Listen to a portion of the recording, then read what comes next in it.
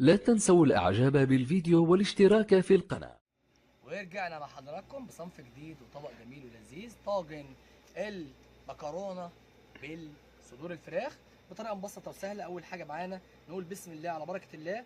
معانا كيس من المكرونه، حوالي نص كيلو من المكرونه، وفي ميه تكون بتغلي، وانزل عليها بالمكرونه معلقتين زيت ومعلقه ملح. ده بالنسبه لستيل المكرونه، كعامه مكرونات في البشاميل او في اي حاجه. ادي المكرونه بتاعتي اتسلقت اول حاجه خالص، هسيبها حوالي 7 دقايق بالظبط تستوي معانا في ميه يكون بتغلي، ميه يكون كتير مغطيه المكرونه بتاعتنا كتير. وهنبدا نعصج لها حوالي نص كيلو من صدور الفراخ مقطعه مكعبات صغيره، معموله بالبصل والفلفل والجزر المبشور، والبصل والجزر والفلفل الالوان الاحمر والاخضر على حسب اختياركم. دي تعصيجه الفراخ معانا زي ما انتم شايفين قدام حضراتكم اهو، الحاجه الجميله المبدعه. بعد كده تعالوا نعمل الصلصه او التركه الحلوه للمكرونه. صلصه المكرونه هي عباره عن 5 فصوص من الثوم، 5 فصوص من الثوم في معلقتين زيت ومعلقه سمن، وهنزل بالثوم. هنعمل لها تركه حلوه وجميله. بسم الله قدام حضراتكم اهي. الثوم معايا ناعم، هنزل بخلطه ثوم جميله، او احمر الثوم معايا، هنزل بالثوم احمر. اول ما الثوم معايا بدا ياخد اللون الذهبي بتاعه، هنزل بمعلقتين من الخل. بسم الله. 4 حبات من الطماطم مضروبين في كوبايتين من الميه، مع معلقتين من صلصه او عصير الطماطم على حسب الاختيار، صلصه الطماطم. واسيبها تغلي مع المكرونه متسبكه. المكرونه تستوي 7 دقائق مع الصلصه حوالي 10 دقائق بالظبط، عشان نعمل احلى طاجن مكرونه.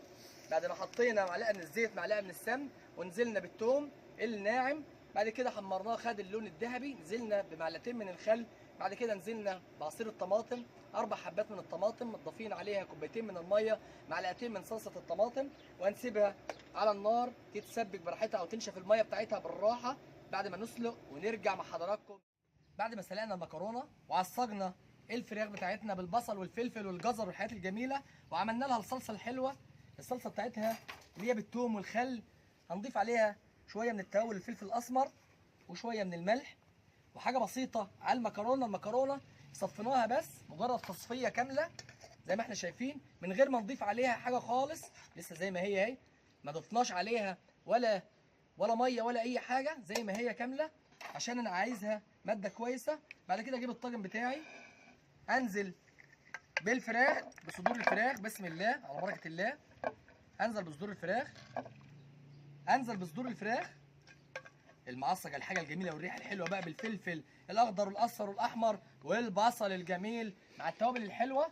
بعد كده هنضيف الصلصه، نقلب الصلصه بالملح والتوابل الحلوه بالخل والثوم. بسم الله.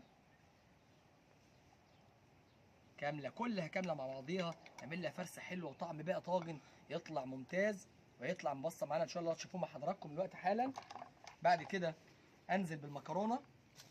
المكرونه اتسلقت حوالي 7 دقايق بالظبط، اصفي كويس زي ما اتفقت مع حضراتكم، ما بنحطلهاش اي حاجه خالص، ما بنزودهاش ولا بميه ولا بزيت. ننزل بيها بسم الله،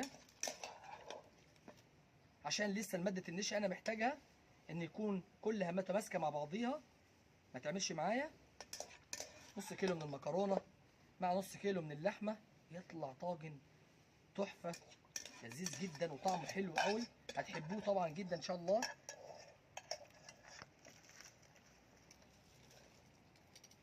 نفس التكرار. بسم الله. اضغط بالراحه واحده واحده، كل حاجه مستويه. هيخش الفرن حوالي 5 دقايق و10 دقايق بالظبط من تحت.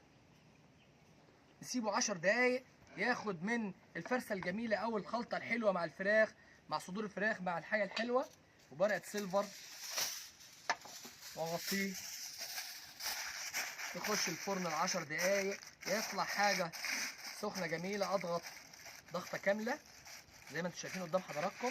هندخل الفرن ونطلع مع حضراتكم بعد ما خلصنا طاجن المكرونه في الفرن 10 دقايق بالظبط. مجرد تسخين مش اكتر، لان عندي طبعا الفراخ مستويه والصلصه مستويه، كل حاجه 100% تمام. من الجنوب كده ومن الحروف لو في حاجه عامله من المكرونه بالراحه خالص عشان اطلع الستايل او الشكل بتاعه الجميل. واحده واحده قدام حضراتكم بالتركات الجميله. بعد كده في الطبق بتاعنا قول بسم الله. الطاجن طبعا بيحتفظ بدرجه حراره الفرن حوالي ساعه ونص. بسم الله. بالصلصه الجميله والحاجه الحلوه بتاعتها، وابدا اطلع الطاجن بالراحه واحده واحده خالص عشان المنظر الجميل بتاعنا يطلع زي نفس الستايل ونفس الشكل الجميل المبهرج الحلو زي ما انتم شايفين قدام حضراتكم اهو. طبق بالريحه بتاعته، الفراخ والفلفل والبصل والتوابل الجميله.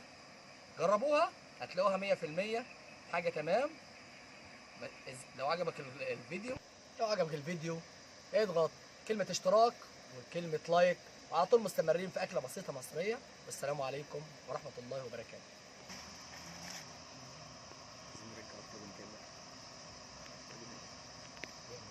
يلا يلا الكام. قد 204%. ليه مش بتصور؟